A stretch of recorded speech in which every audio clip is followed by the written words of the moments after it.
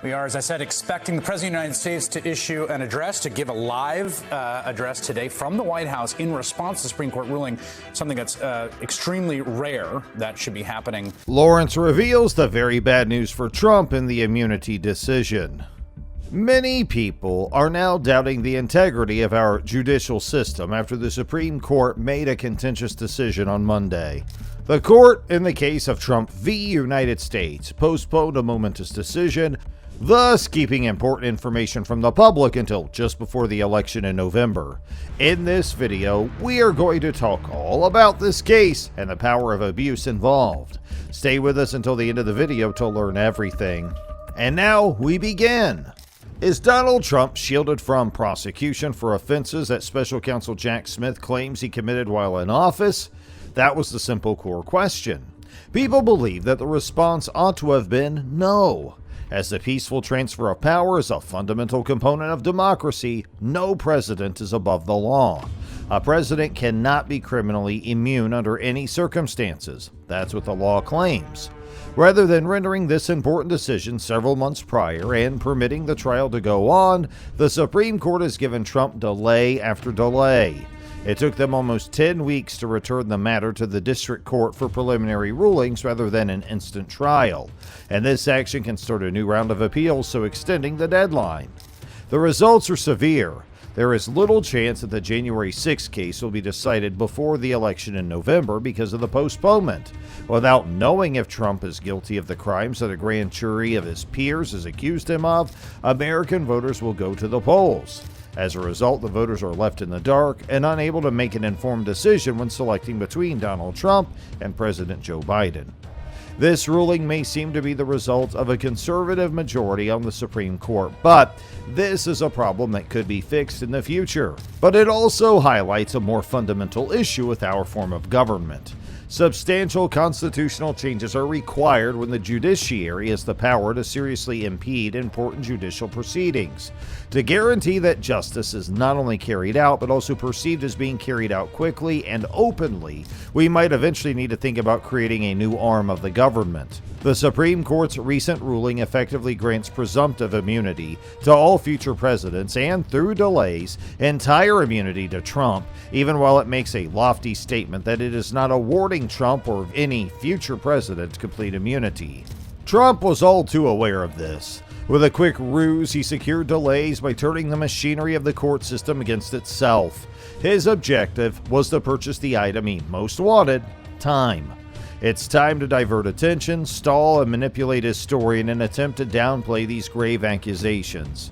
Should he win the presidency once more, he has the authority to name a new attorney general who will fire Jack Smith and end the case.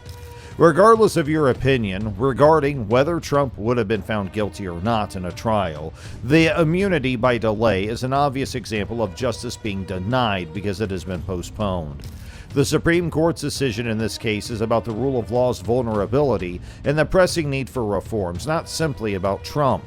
Trump's use of delay tactics highlights a weakness that, if ignored, could destroy public confidence in our legal system, as well as the value of fairness and accountability that are the foundation of our democracy. Today, special counsels are not as autonomous as independent prosecutors were in the past, primarily because of Justice Antonin Scalia's 1988 dissenting decision in the Morrison v. Olson case. The judicial notion that the executive branch should have exclusive authority over nominations and dismissals has been shaped by this ruling. As a result, compared to his predecessors, current special counsel Jack Smith is less qualified to deal with severe corruption at the top levels. The president appoints the attorney general, in contrast. This probably clarifies why it took Merrick Garland around 20 months to name a special counsel in this particular instance. According to reports from the New York Times and other media, President Biden was adamantly against filing charges against Trump early in his term, presumably out of concern for potential political fallout. Without political pressure from the president, the attorney general might have brought charges earlier and made sure the public was aware of important information before Election Day. Though most people agree with these arguments, this case has brought to light a more subtle issue with the institutional dynamic that exists between the Justice Department and any president. experienced Justice Department advocate Michael Dreeben was forced to acknowledge during oral arguments that any president can essentially obtain immunity for any crimes he may commit, since the Attorney General is appointed by the president. A president just needs to designate an attorney general who is prepared to provide a written opinion stating that the president is within his legal rights to act, even if that action involves voiding an election. Based on well-established due process standards, this guidance would give the president a strong defense that is comparable to immunity granted by the courts. This circumstance emphasizes how urgently reform is required. The way things are set up now leaves room for possible abuses of power that could jeopardize democracy and the rule of law. Trump might be even more free to act as he pleases if he takes back the White House. He could conduct any crimes he wanted by granting himself immunity through the use of an attorney general's opinion. He might also use the Justice Department as a tool to carry out politically driven prosecutions, further undermining the rule of law. The American people can reject this possible danger to our democracy come November, but regardless of how the election turns out, it is imperative to think about changing the Constitution to address these fundamental problems. Whether it falls apart sooner or later, Trumpism has uncovered serious flaws in our system. It is possible, even though it does not involve the president, only once our constitutional republic has progressed past Trumpism. But now or in the future, a resounding defeat of the MAGA movement might create the political impetus required for systemic reform. This movement has the potential to convince a future supermajority in Congress to move forward with an amendment before it's too late, fixing the risks ingrained in our constitutional system. An independent prosecution branch from the presidency has been established before. The chief executive cannot remove the head of the government's prosecuting power in other nations and more than 40 U.S. states. Voters choose attorneys general who are independent of the governor in the majority of these states. This model might be used as a guide to choosing an impartial federal prosecutor to lead this proposed fourth department of government. To ensure independence from the president, one way would be for people to directly elect the chief federal prosecutor. An alternative strategy would preserve the appointment of the chief federal prosecutor by the president while prohibiting the official's dismissal without cause, thus guaranteeing their independence. Undoubtedly, there are hazards associated with any new form of governance, especially when significant authority is involved, such as the case of a federal prosecutor. There is room for power abuse by those motivated more by self-interest than by a sense of justice in the proposed fourth branch. What precautions could stop this kind of situation? A strong system of checks and balances contains a solution.